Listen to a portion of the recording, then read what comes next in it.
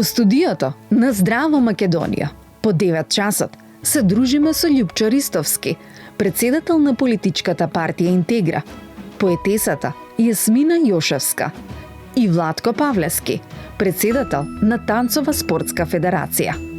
Останете со нас до 11 часот. Останете со нас до 11 часот, како што слушнавте во најавата. Продолжуваме од 9 часот во студиото на Канал 5 со Здраво Македонија и нашите гости. Имам интересни професии, повторно на една трпеза за кој што ќе позборуваме она кое што тие секојдневно го работат, а и нешто дополнително ќе ни откријат од своите секојдневни активности кои што се надвор од нивната професија. Ќе најавиме убави настани кои што се случува и секако ќе си имаме убав муабет заедно со мојот колега ова утро, Роберт. Одамна не сме се биле заедно на една трпеза со нашите гости. Ама верувам дека ќе имаме убав разговор. Како и секојаш се разбира. Да. Така, и како што си е редот, уште еднаш да ги поздравиме. Веднаш до мене е Љупчо Ристовски, кој што е председател на политичката партија Интегра и еве прв пат во еден ваков утрински формат, па добро дојдовте. Добро утро, добар ден. Добро ве најдов, благодарам на поканата и навистина прв пат во вашава емисија и во еден ваков формат. Значи, се само политика не. Добро, со оглед на тоа што предавате на универзитет, предмет политички науки, односно политики на Европската Унија и тоа што имате завршено теологија, а и еден докторат на истата тема која што ја браневте во Америка. Верувам дека ќе имаме и поразлични теми надвор од политиката за што ќе позборуваме. Па интересен е мојот животен пат. Малку е неблагодарно човек за себе да говори, но комбинацијата од, знаете, уште како студент, нели, дипломиран економист, животна желба од мали нози ми била политиката, па многумина можеби не се сеќаваат уште од посетата на Алдо Моро, италијанскиот премиер, тогаш 73 година во Скопје, во Македонија. Од тогаш се роди мојата желба за политика и од 79 година ги пратам сериозно. Тогаш можеби повозрастната генерација се сеќава на загребачки интервју, на белградски НИН, политика, Нова Македонија и така. Од тогаш читав весници, исписанија и така натаму. Не смееше вторник, четврток да помине без да имам јас неделник на маса да ги прочитам, а колку имав тогаш, 12 години. Да, но интересно сте споили економија, политика, теологија. Тогаш немаше Македонија политички науки, факултет немаше политички науки, поодосно дури откако се осамостоивме се формира политички тригодишни студии во рамки на правниот факултет и за жал, дури и ден денес, Државниот универзитет во Македонија нема факултет за политички науки како една засебна образовна целина и затоа ни е политиката таква каква што ни е. Знаете, во секоја област е нужно знаење. Нема да дозволите вие врвниот очен хирург да ве оперира, да речеме со операција на срце. Тоа никој нема да си го дозволи. Значи се знае дека во секоја област дури има и потесна специјалност, субспецијалност и така натаму. И јас го ценам и го преферирам знаењето. Значи знаењето е важна алка. Ако вие без знаење влезете во политика, политиката ќе биде таква како што е за жал. Мислам во секоја област во животот е така. Сакате земете ова што го споменавте. Јас 20 на години сум проповедник во методистичка црква, значи ја проповедам Библијата и кога стоев на амвонот, знаете, потребата, верата си е една работа. Но знаењето е, знаете, темелот, фундусот, на кој што може да дојдете до спознанието на Бога, до личниот опит со Бога.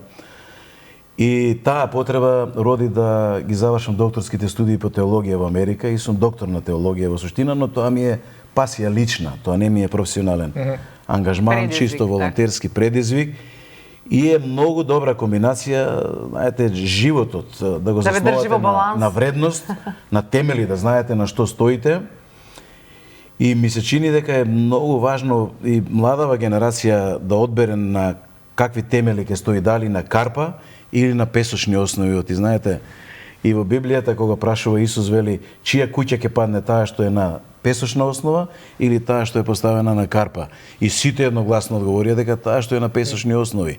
Сакате ли на здрави основи да го фундирате животот без вредност, без доблесност, без интегритет, едноставно во услови на турбуленција, во услови на животни проблеми, не ќе знаете зашто да се држите, зашто да се фатите, какви одлуки да носите.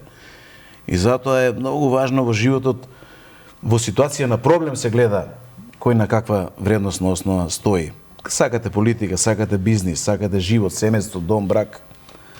Се едно и одлуката беше таа да ги искомбинираме тие три, малку бизнис, малку политика, малку теологија. Имаме можност да позборуваме. Секако веднаш до вас Јасмина Јушевска, која што ни е писателка. Добро дојде во Здрава Македонија, да позборуваме. Ти неодамна го издаде и својата уштена книга, која што се вика Анатомија на речта. Имаше одличен настан, каде што беа вклучени доста пејачи од хуман карактер и секако морам да ти се заблагодарам за подарокот кој што ми го донесе денеска. Јас за жал тој ден не бев во Македонија, не можев да присуствувам, но ти се заблагодарувам еве што овој подарок денеска ми го донесе тука со наслов твоето плодно творештво, кое што ти е некоја символика со која што ти се опишуваш и постојано лого кое што тебе те прати и секако за ова златна плакета. Не знам што толку ја заслужив ова плакета која што денеска ми ја подаруваш, но верувам дека ќе имаме прилика да ми кажеш за сето она кое што се случуваше. Благодарам пред се на поканата, ти благодарам на честа да сум меѓу вас денес тука. И моето постоење 11 години, заслугата ја добива секој оној кој што покажал барем малку човечност спрема мене, спрема почитувањето на моите настани, кој нема настан да не е од хуманитарен карактер. Така. Добро, секако ќе имаме можност да позборуваме повеќе за тоа и виднаш до тебе ни е Владко Павлевски кој што е претседател на Танцовата спортска федерација, но денеска е светски ден на танцот. Па еве ти директно од Кипар ни слета синојка во Македонија. Мораше да го одбележиме само да. И веднаш во утринска. Да. Добро утро, поздрав на гледачите на Канал 5 телевизија. Благодарам исто така за честа што ме поканивте да бидам во ова друштво утрово и да поразговараме на сите наши теми кои што се актуелни. Да, ете, ноќеска се заврши таа приказка, како и многу други во позадина што се случуваат. Пред малку нели разговаравме, се е убаво кога е напред надворна тука на сцена со рефлектори со се, меѓутоа позадина навистина многу работа, има многу трчање, подготовки, многу работа. Да. И еве, активен сум исто и на факултетот, нели, како професор сум на предметот спортски танци на факултетот за физичко образование, спорт и здравје, и тука све ми е поврзано со танци, тука ми тече и сега семестарот со студентите работам. Животот е така, треба да се танцува, нели, да се знае како да се танцува. И наставната и ете. Така, да. Многу кои што пренесуваат знаење на онлайн, тоа се трудиме, да. Да, подготовки, кога сме кај подготовките во подготовки на Евиенскиот бал, кој што треба да се случи. Да, 24-то издание оваа година, 10 мај, ќе биде, како и секогаш во Александар Палас. Очекуваме, знаете како, секогаш сме во некаква трка на известност. Меѓутоа, успеваш секоја година во кондиција да... Иако луѓето, оние кои што танцуваат, се менуваат, но успеваш некако тој ансамбл да го одржуваш и постојано да се во кондиција и изгледа навистина, можеби некои кои што танцуваат месец, 2 или 3, изгледаат како вистински професионалци. Кои се тие некои специјални вежби кои што се прават за брзо да научиш да се танцува? Да, значи поентата е во тоа што за прима данца е актуелна најмногу, да кажам, ситуацијата на свеченото отварање, нели? Тоа е традиционална форма која што секоја година се случува, да кажам, исто или на сличен начин. Има и тука динамика, меѓутоа реално сликата е таа. И посебно ми е задоволство да кажам дека оваа година целата формација е, да кажам, скоро 100% од студенти. И тоа е многу важно, дека на младите е приказната. Нели? Так. Тука тие се тие кои што треба да ја добијат таа емоција. Да секогаш кажувам, на балот не треба да одиш за да бидеш виден, туку на балот треба да одиш за да видиш.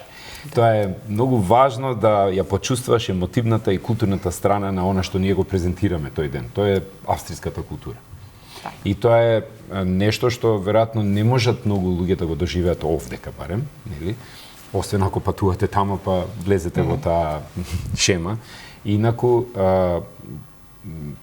самиот настан носи таква енергија која што е во духот на тоа да прикаже нешто од некое друго подрачје. Да. Нешто што принципиелно за нас не е својствено, ние сме со различни менталитети, со навики, живот, стандарди и слично. Меѓутоа, кога ќе доловите таа атмосфера со сите своји приказни внатре кои што може да влезат, тогаш се прошируваат видиците. Да, емотивно влегуваат во тоа и доживуваат некој момент кој што навистина е невообичаен и спектакуларен. Затоа ми е мило да кажам што ете успеавме да составиме една екипа студентска која што во почетокот тие не беа ни свесни што ќе им се случи, меѓутоа како течат подготовките, јасно им е дека ќе бидат дел од некоја таква убава, прекрасна приказна како што е. Бидејќи не само што ги имаме оние виенска крв и сите она кое што ја одбележува Виена и Австрија, се танцува на македонски евергрини, каде што секако го покажуваме и она богатство од музика кое што ние го имаме во Македонија и правиме на некој начин размена на култури и традиции кои што ги имаме. Учиме многу повеќе самите за себе, а и нешто ново кое што го имаме.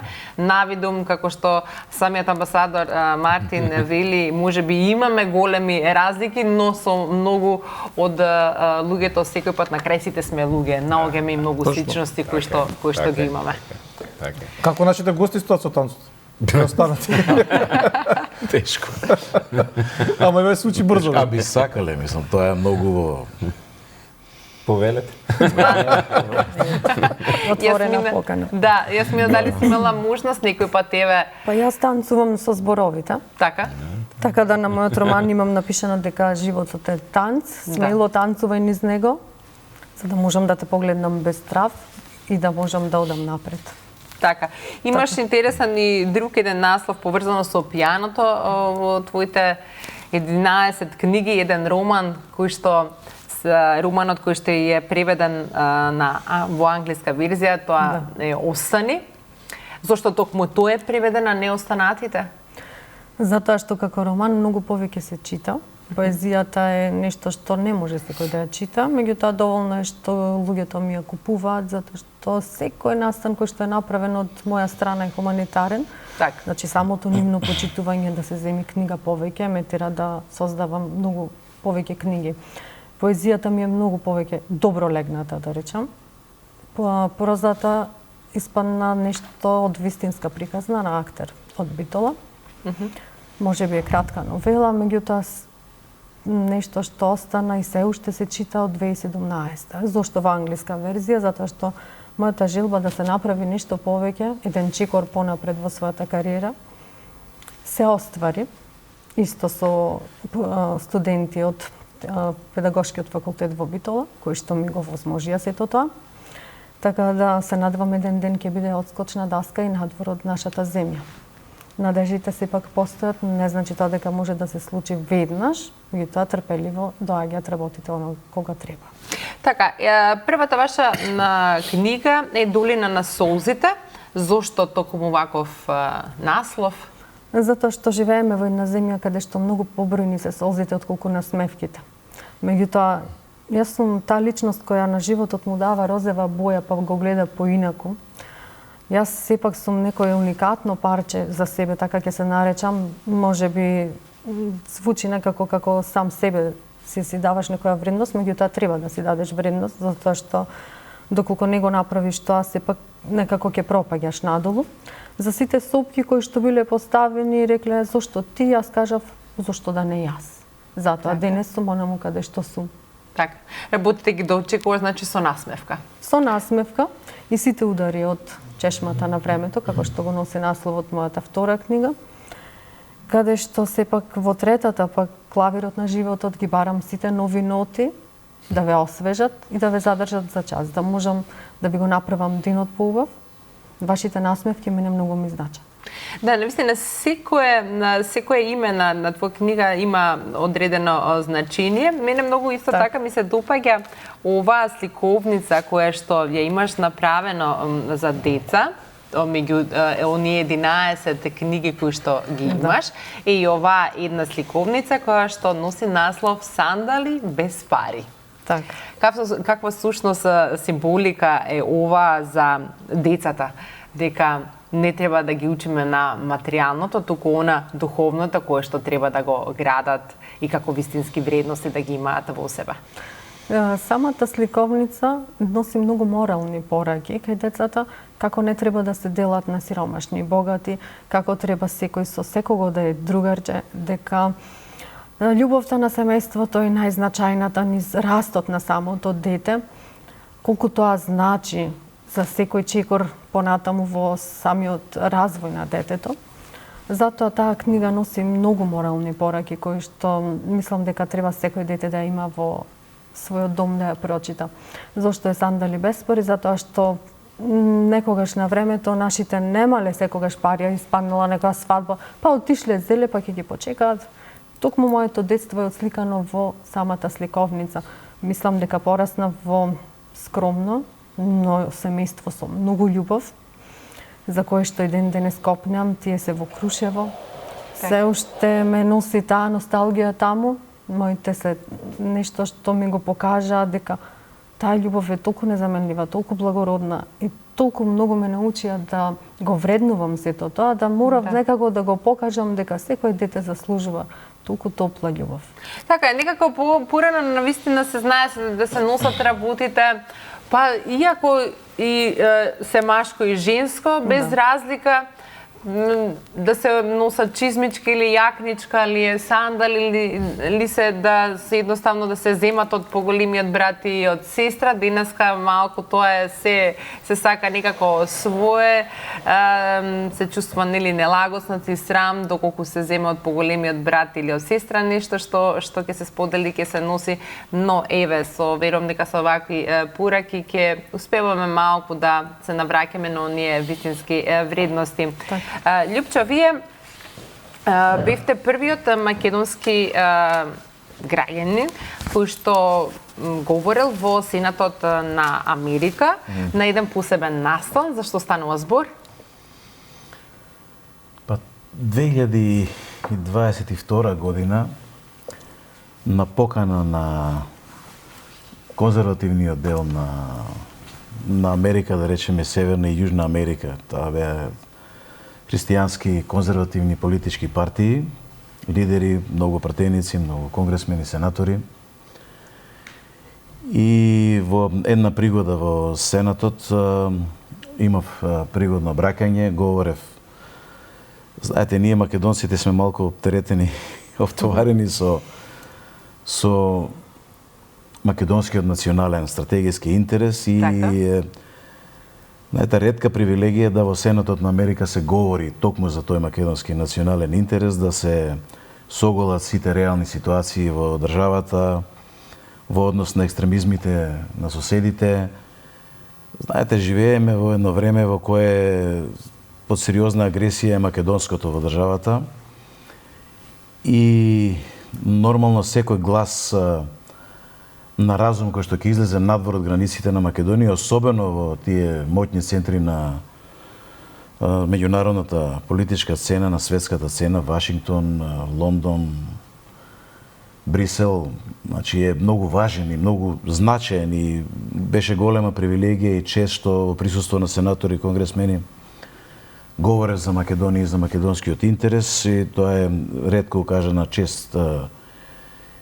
И мислам дека одговорив на задачата. Мислам дека некаде на мрежеви има и видео од тие два настапи беа во Вашингтон и горд сум што ја имав таа прилика и јас би порачал секој во секоја пригода, дали е во една професија, друга професија, да се држи до своето, до македонското, до... Какви беа критиките, позитивни, негативни во однос на вашите излагања? Каде во Америка? Да. Имаше подпрашања од таму ти што беа? Внимавајте во средбите и разговорите, да речеме, со сенатори и конгресмени, За нив е збунувачки тој факт. Денеска во 21 век, во трета декада, некој да ви го оспорува идентитетот, етничката припадност, да ви негира јазик. За нив е тоа чудно, странно, дури не е заверување како е тоа воопшто можно денеска да имате толку назадни политики, назадни екстремизми кои што ви велат да, вие едноставно не постоите како нација, не сте македонци, вие сте вакви, вие сте такви, вие сте онакви. Значи, и кога се соочени со здрава аргументација во тој дел, дополнително се чудоневидени што официјални државни представници кога доаѓале во Вашингтон и во Лондон, ако сакате, јас бев и во една пригода и во британскиот парламент говорев. Значи, луѓето се збунети зошто вашите официјални представници ова не го говорат? Зошто не настапуваат храбро, одважно, со здрава аргументација, зошто се плашливи, страшливи, да не ги сватат погрешно, да не... Значи, јас па сум исто такав чудоневиден, зошто е пак тоа така? Без конкретен став, сакате да кажете? Веќе, еве, сега е можеби променете и климата, веќе се охрабрени, еве и сегашниот премиер во Америка говореше на еден многу важен настан на конзервативната партија за Македонија и македонскиот национален интерес. И јас се надевам дека се повеќе политичари ќе се охрабруваат да говорат храбро, одважно, да држат до своето. Едноставно, ако имате здрава аргументација, ако сте убедени, имате здрави аргументи дека стоите на страна на правдата, на вистината, има да газите до крај, независно кој како ве прифаќа, ве перципира, дали му е страно, дали му е чудно и така натаму. Сметате дека не се доволно храбри во однос на гласноите тоа да го кажат како го размислуваат, туку чике се како менталитет, добро е кјути, полека, дај да не се бунам, да не кажам. Да навредиме. Ајде, многу пријатели имаме ние во светските центри на моќ. Сега, јас за мене говорам, посебно како Македонија зборувам сега, и како македонски народ, особено во конзервативниот дел на Америка, на Британија и така натаму. Па вие имавте еден британски премиер, Вилјам Гледстон, кој што четврократно едно по друго, значи консекутивно, во 4 мандати беше премиер и тој постојано го имаше лозунг од Македонија на македонците. Во британскиот парламент говорел дека македонскиот народ има право на самоопределување, има право на своја собствена држава, внимавајте, уште пред 100 и кусур години. И сега ние не ја бараме таа конзервативна линија во Велика Британија, велиме дека тие се на страна на таа глобалистичка оска, која што не сака, како македонци и така натаму. Не, ние мора секаде, во секоја метропола, во секој светски центар на моќ, да едноставно се бориме за своето, за нашето, да ги наметнуваме нашите аргументи, па не знаете кога, каде, како ќе пробие и до кај ќе стигне таа ваша порака. Можеби ќе се најде некој така примерна моќна позиција и функција кој што ќе застане зад македонскиот национален стратегиски интерес. Иначе јас се држам таа теза. Ете се некако за тој заеднички македонски национален интерес не може да се сложат нашите политички партии, особено кога станува за македонскиот блок. Тоа е многу убаво прашање и прашање на кое што јас барам одговор и од научен аспект и од политички аспект. Па да, со оглед тоа што сте економичар, политичар, политички науки и теолог, затоа и ве го постави прашањето вака од малку повеќе сфери.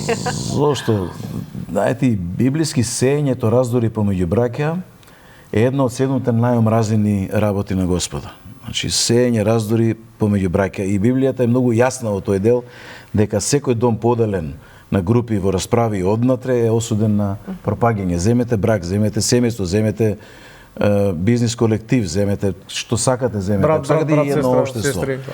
Ако почнеме со раздори однатре, тоа треба да се случи, се е прашање на избор во животот. Денеска од станување ние сме соочени со стотици избори. Што ќе направиме? Дали ќе полежам уште 5 минути или ќе станам веднаш? Дали ќе вежбам или ќе јадам? Дали ќе излезам на чист воздух или не? Дали ќе го живеам денот со насмевка, како што велат, или ќе го танцувам животот? Тоа е избор, се е избор во животот, па од тука и живееме во едно демократско време, во кое имаме демократски избори, еве да ги наречеме дека се демократски избори и дека секој поединец со своето право на глас го прави изборот. Дали сака ваква влада, дали сака таква влада, и многу е важен изборот. Сакате во политиката, сакате Па и во животот, во брачниот сопатник, во се важен избор. Нели мислите дека треба да се направи да се разграничи на некој начин во однос на личните идеологии кои што ги имаме и од она кое што е општ интерес на одредена функција или со нешто кога се занимаваме, дека тука е можеби таа нишка каде што ќе донесе тоа е исто така една заедништво во размислување. Еден многу важен момент, вие сте веќе политичар вака по прашања. Не. Јас само учам од моето. Како се спремила, мене ми знаете. Чудо. Мислам, точно лостовите се погодени. Да, треба секој од нас да се надмине. Ајде, личната перцепција и општествената перцепција, јас ми се чини дека секогаш општото добро треба да предњачи пред личното. Секако. И во политиката е исто така, тоа е умешност на компромиси. Значи, некој пат мора да знаете да направите компромис, треба да умеете да процените кога се војува, кога се застанува на страната на мирот, кога се говори, кога се молчи. Да, мора да се има баланс. Така, Јасмина, вие како? Важно, многу важно. Ова е многу важен елемент. Ако сите се надминеме себе си и се фокусираме на општото добро и имаме една здрава генерална цел и визија да устроиме оваа држава како просперитетна, како напредна, да овој творечки гений на младава популација го извадиме на површина, да се вложиме како општество, да тоа се крене. Ми се чини дека Македонија, луѓе, sky is the limit, небото е граница. Мислам дека ние имаме потенцијал да бидеме просперитетна држава и јас немам комплекси на пониска вредност ни во однос на Норвешка, ни во однос на Швајцарија. Да. Тврдам дека со една здрава власт, со една здрава политика и со овие лостови кои вие ги кажувате, можеме да успееме. И јас сум убеден дека ќе успееме, само ни треба правилен избор и правилни водства, лидерства, без комплекси, кои што газат и детерминираност, така истреност. Па вие за парламент сте директно. Јасмина, како еве ви успеате да, што сте били, да танцувате, да менаџирате со зборовите, да го претучите тоа што се вели на хартија, како што го видите, инспирација ви е животот, сето она кое што го доживувате, без разлика дали тоа носи солзи, едноставно да го се носите, па и како и сите ние, нели, проблемите си ги оставаме пред врата и треба да сме насмејани, треба да даваме една позитивна нели позитивност во животот, затоа што животот едноставно е таков. Носи и убави работи, и неубави, и позитивни, и негативни. Инспирација пред себе ми се погледите на луѓето, а најубавите песни се напишани кога сум била најтажна. Кога си радосен и кога ти е се потаман, да речам, многу ретко се пишува. Тоа треба само романите се пишуваат. Па кај мене нема правило, затоа што знам и на работно место на лист хартија да изнапишам, затоа што мислат ако не ја доловиш на време, се губи и нема никогаш истата да се врати. Знаеш да си правиш со белешки, да си пишуваш во текот на ден? Само не на телефон, јас на лист хартија, затоа што тоа ми е многу посигурно. Ќе се надоврзам на господинот само за една работа. Не има квалитетни луѓе во државата, меѓутоа треба навистина некој да не види кај сме, што сме, зошто сме и кои сме. Ние се го пронајдовме својот пат, како што сум јас. Сама се туркам сите 11 години, сама си плаќам за издаваштвото на книгите, сама ги правам и менаџирам настаните. И денес можам да кажам како мајка на 4 деца дека јас сум успешна жена во својата професија. И се гордам со тоа. Тука имате заедничка нишка со господинот Јурпичов, дека и тој има 4 деца и 4 внуци. Сега зошто така се чувствувам? Затоа што велам, дај Боже секој да се пронајде на својот пат, да го трасира својот пат, да го покаже она светло кое што го носи во себе, да го бара најдоброто од себе, да го изнесе секој пат на нареден настан кај што бараш да си се подобар во она што го организираш. А мислам дека за овие 11 години успеав некако да дојдам до некој совршенство во работите кои ги правам, без разлика кога се случуваат, како се случуваат, затоа што не секогаш фактор си самиот ти на случувањата, затоа што без сите тие убави луѓе кои што го сочинуваат мојот настан, како музичарите, актерите и одредени луѓе кои што ги представуваат делата, не би бил настанот доволно добар, затоа што јас имам една парола која викам: нотите на мојата свежа крв, нивната музика пишаниот збор, која комбинација е тоа. Затоа викам треба да се види што се прави малку повеќе, за да видиме дали вреди сето тоа. Да се погледне натре, така. Се извинувам. Да. Може да се уфрлам малку. Секако да. Е импресивно, јас не го знаев како податок. Ама ние во Здраво Македонија не случајно ве спојуваме сега па така има заедничка нишка. Ова е real life case што велиме ние, значи случај еве порака до младата генерација која што вели дека повеќе деца не ограничуваат во амбицијата, во кариерата, во не знам што. Еве еден класичен пример каде што со 4 деца можете да бидете успешен во својата област.